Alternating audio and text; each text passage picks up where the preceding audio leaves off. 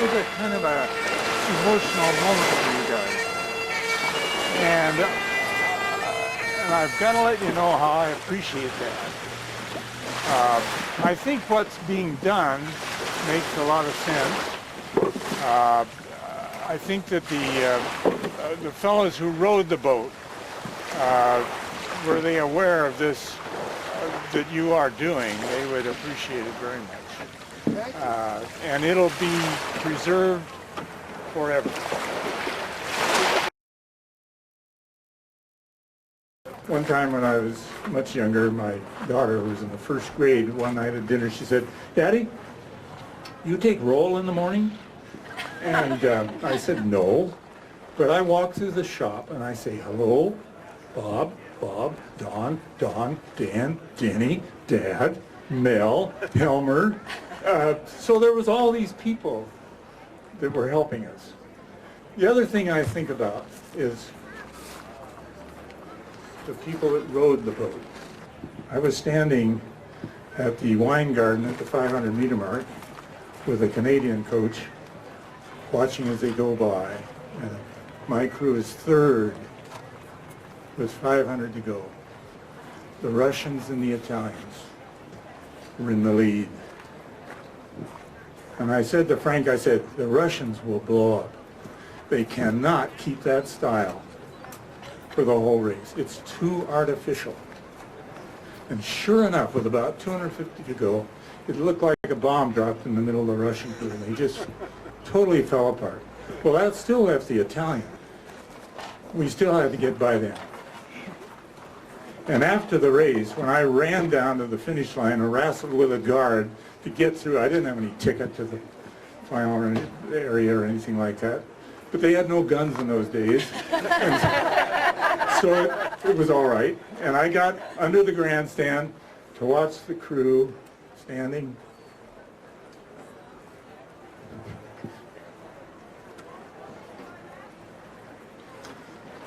Star-Spangled Banner playing. Tears running down their faces and mine. I thought, I will never meet anyone like this again. But you know, now I feel so attuned to all of you now who are finding enjoyment out of rowing. That it has to offer. It has hell on wheels. It can be that way. But also you can enjoy moments of high that are very rare and not found everywhere. So I'm just so delighted to see all of you and to know that you're finding in this game something that all of us have found over the years. And to know now that this boat will be preserved in a place of honor in the Pocock Rowing Center, to remind not only the boys that rowed, men that rowed in it, they'll be able to come in and see this and realize that somebody really remembers what they did. I will, to the end of my days, will cherish looking up at this boat. Bob is the last builder of a Pocock cedar single, and he retired some years ago, but he has returned in the last few months to mentor Steve Chapin in the building process. Bob has been an integral part of this process, and really wish we could introduce him today, but unfortunately he could not be with us. No, we did try to produce stuff that would lift the soul. And I think that was what my dad lived for. I'm almost here kind of a phony. I just have the same name than what that man had. No, I believe it. This was a large man, larger than life. And he saw in rowing something that would give young people a firmer foundation in the living of a life. And what we wanted to do was to provide the wherewithal for them to achieve whatever was in their desires. I wish that Bob Brunswick were here. I really would like to say right to his face that I thought he was a lot better boat builder than I. I'd never say it. I can say it now because he's not here. But he was a good workman. And he carried on the tradition with Bill's help for a lot of years. I remember one time as my dad got older, he said, you know, these boats are going to be hanging on the walls of museums one day. He foresaw the virtues of artificial fibers and resins, and that they were going to become the mode in which boats would become better and better than they ever were. So he was foreseeing that. And I was pleased that he lived long enough for him to see some of the very first of the plastic boats that we built. But it was right after that that I got out, because I like building wood boats. And it was my life for a lot of years. So at any rate, I just do appreciate the fact that Steve Chapin came along and showed what kind of stuff he was capable of doing up there in Port Townsend. And that's where this whole thing began, with the artistry of Steve and his helpers. So I just feel so wonderful that this thing is being carried on in the name of my father and all that he meant to the young people of this city. How'd you get started in it? Well, I was a carpenter. I fell off a roof and broke my leg. And when I decided to go back to work, I really couldn't climb ladders because my knee was all screwed up. Still is. So I was looking for an inside job, and a friend of mine was working for George Pocock at the time, and he says, well, one guy quit, maybe there's this opening. So I went out there, and well, he said he'd put me on for 6 months to see how I did. 6 months turned into 50-some years. Did you row? No. Yourself? You never rowed? I took a wherry out once, rode it for about half an hour. Kept wondering when it was going to flop over on me. Richard always says a light boat goes better downwind, but a heavier boat goes better against the wind. So he claimed. Did you go out and go select your own lumber then, I imagine, eh? Yeah, George would go to a mill. We went down to Aberdeen a few times. I think at the end he was picking it up on Vancouver Island. Then we'd bring it in and air dry it for about 4 or 5 years. So each year he'd buy enough for whatever number of boats we were building, and we'd stick it out in the yard and air dry it and use the stuff he bought 5 years before. Where was the factory when you first started working? It was in the Canterbury Shell House. Okay. It was a brand new shell house, and still had stuff down at the old place, and Yeah. we were hauling stuff up there, back and forth. That's a beautiful building in Canterbury Yeah.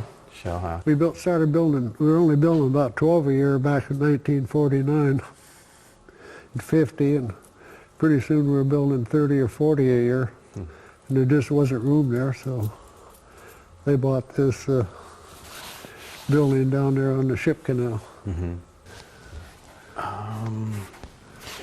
Single pattern, May 1949. Because when you put that sluice box into the gap, it sticks up about that high above the gunnel. Standard 6-degree pattern. teardrop. Okay.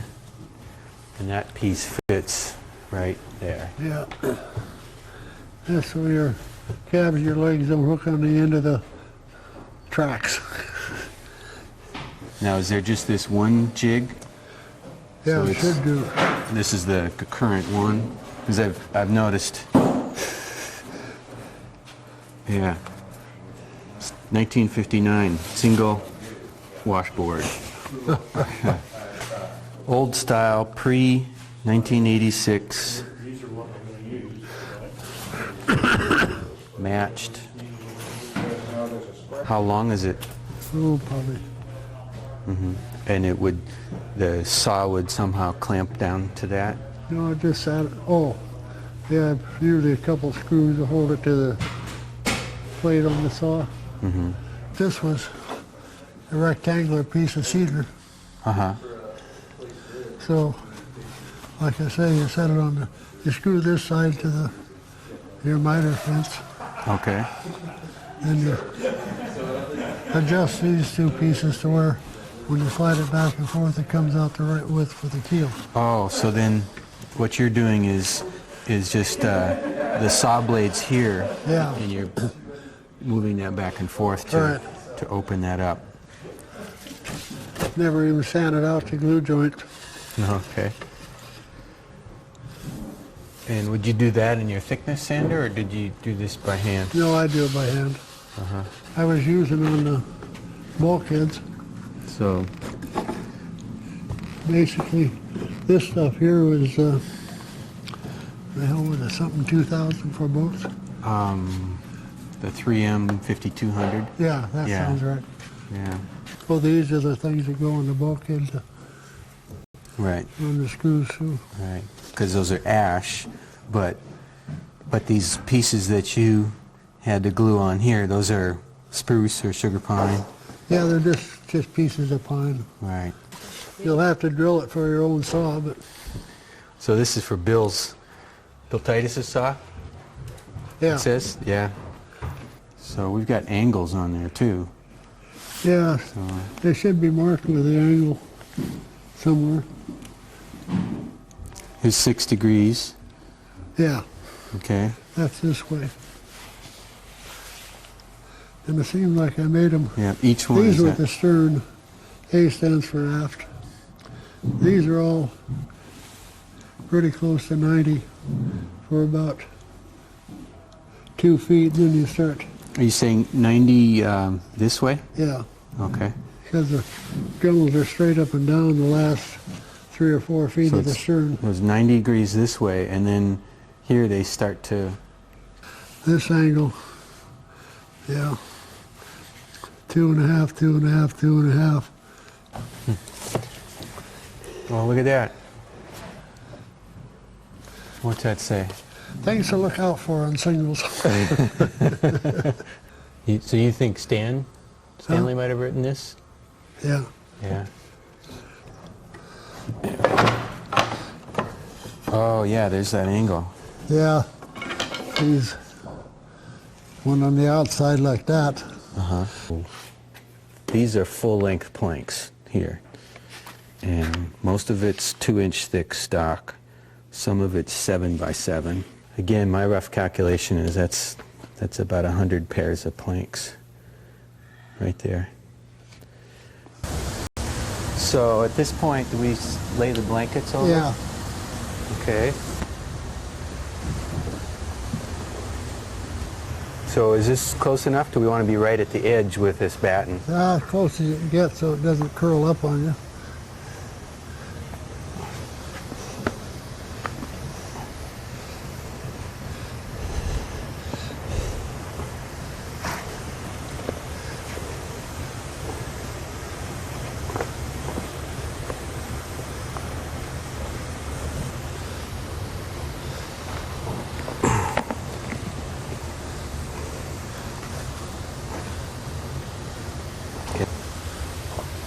Start about here with some straps, I guess.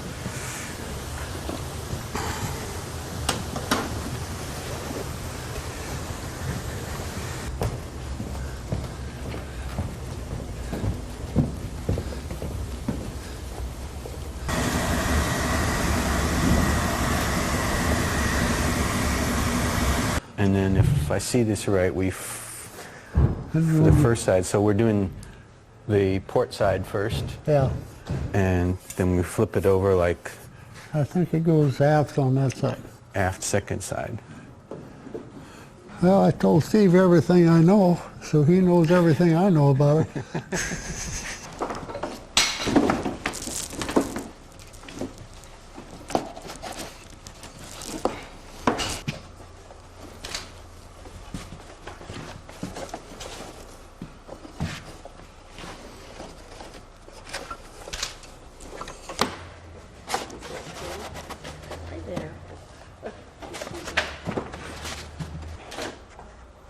Let's we'll take a peek in there. There it is.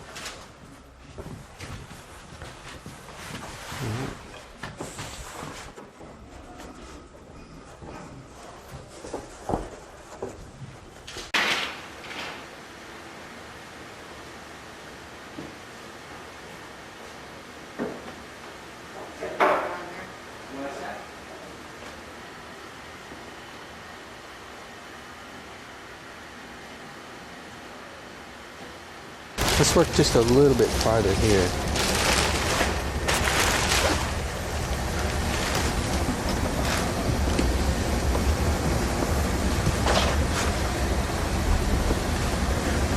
Okay. Let's take the strap over.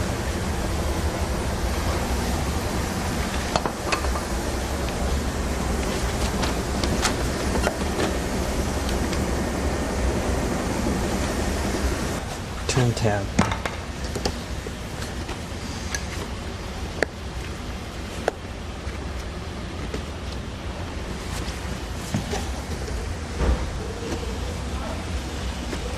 Okay.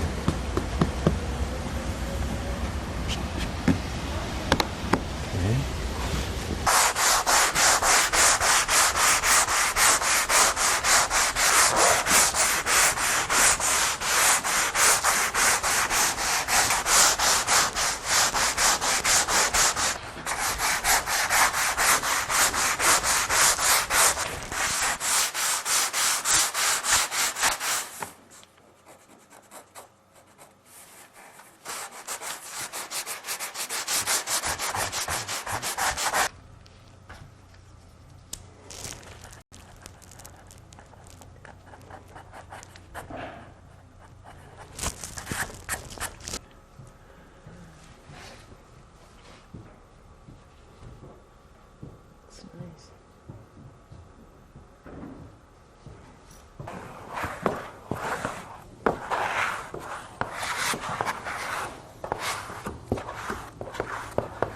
It's a time-dependent process.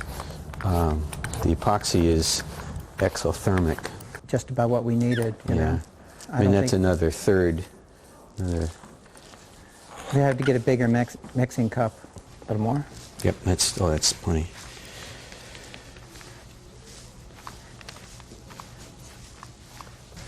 All right.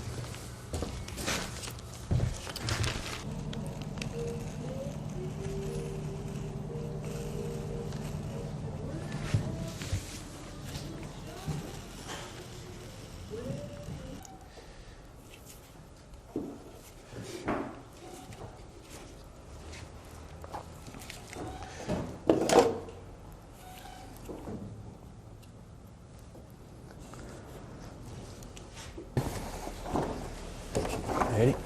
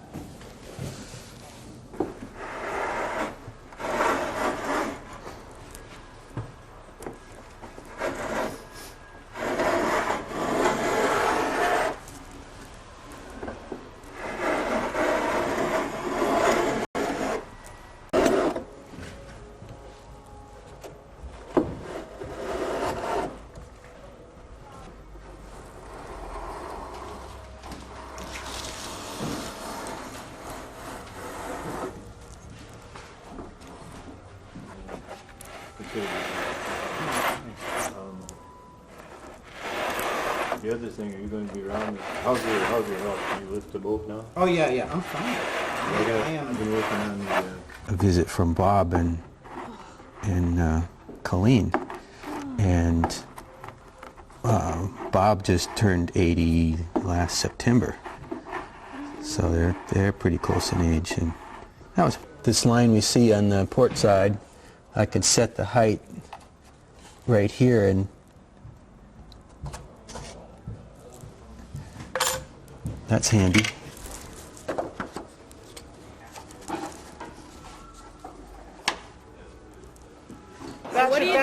That's good. We're mixing water from 2 finish lines, from the Montlake Cut and from the Rat Island Regatta in Port Townsend, and we're going to use these to christen this boat so it will go very fast. This is what we call industrial art. This is not art just to be beautiful. This is art that works. It will go in all but the very roughest of water. It's a machine for rowing. It's been developed over literally at least 100 years, probably more in this form here. And my appreciation for this thing has always been just that, the fact that it's industrial art. People have come to the shop when Bob was making these boats, musical instrument makers, other kind of fine woodworking people, and marveled at its elegance, simple elegance of the pieces, the sense that wood has been carved away to keep it light, and has been carved away, as much wood as possible has been carved away, but no more. And that kind of skill, that kind of sensitivity, that kind of art is what I hope we can see beyond the fabulous coat of arms that will be here. Okay, Steve, you go. Okay. Be careful. Don't fall over.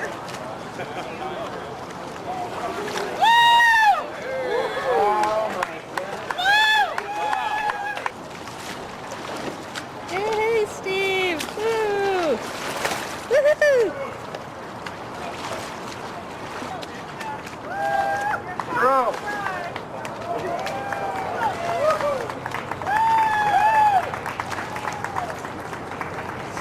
Tell me, Steve, how does this feel? Feels like silk. It looks stunning. Hope you don't have to pee before then. Oh, that's beautiful.